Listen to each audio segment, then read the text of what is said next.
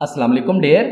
Last lecture में हमने molar volume के कॉन्सेप्ट को तफसील से समझा और देखा कि कैसे एसटीपी पर किसी भी आइडियल गैस के एक मोल का वॉल्यूम हमेशा 22.4 क्यूबिक डेसीमीटर होता है।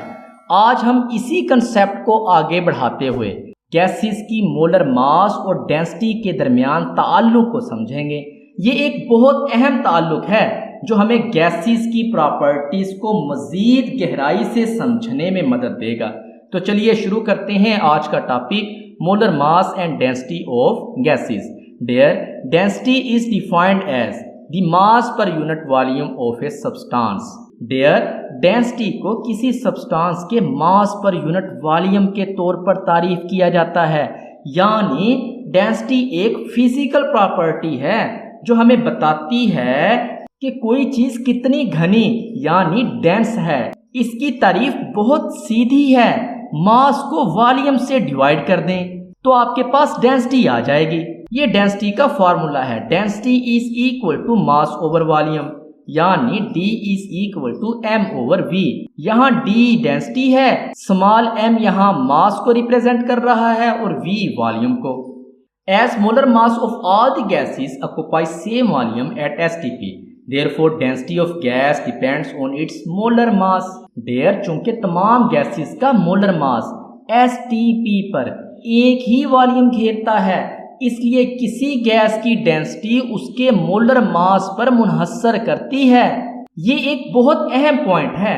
हमने लास्ट लेक्चर में देखा था कि किसी भी आइडियल गैस का 1 मोल STP पर 22.4 क्यूबिक डेसीमीटर वॉल्यूम घेरता है।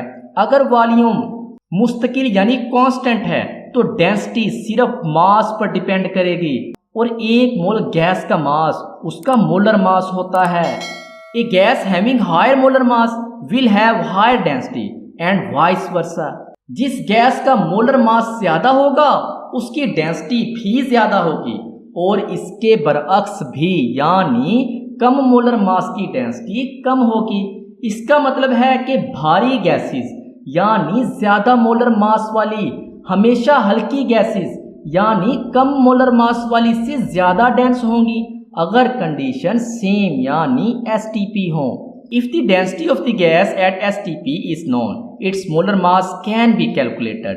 अगर STP पर गैस की डेंसिटी मालूम हो तो उसका मोलर मास कैलकुलेट किया जा सकता है। यहाँ से हमें एक नया ताल्लुक मिलता है, क्योंकि हमें मालूम है कि 1 मोल गैस का वॉल्यूम STP पर 22.4 क्यूबिक डेसीमीटर होता है। अगर हमें इस गैस की डेंसिटी भी मालूम हो तो हम इस गैस का 1 मोल का मास यानी इसका मोलर मास मालूम कर सकते हैं। तो molar mass is equal to हो जाएगा density multiply by molar volume at STP, यानी M is equal to D multiplied by VM. Next is sample problem 4.9. Here ये इसी कॉन्सेप्ट को जाहिर कर रहा है।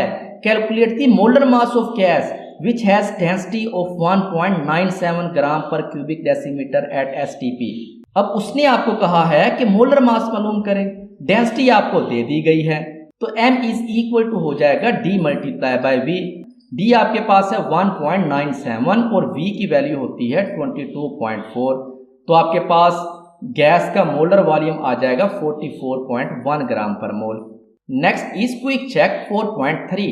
Calculate the molar mass of a gas which has density of 1.34 gram per cubic decimetre eight STP। ये भी same ऊपर वाला कंसेप्ट है, यहाँ भी आपने मोलर मास ही मालूम करना है।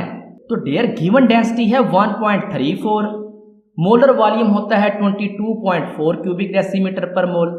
मोलर मास हम मालूम करेंगे D multiply by V formula लगा के, तो हमारे पास ये आ जाएगा 30.01 ग्राम पर मोल। उम्मीद है आज का लेक्चर आपको पसंद आया होगा। अगर आपको कोई कन्फ्यूजन है तो ज़रूर कमेंट करें, मैं रिप्लाई करने की पूरी कोशिश करूँगा। लेक्चर अच्छा लगा हो तो वीडियो को लाइक करें, शेयर करें और चैनल को सब्सक्राइब करना ना भूलें। शुक्रिया।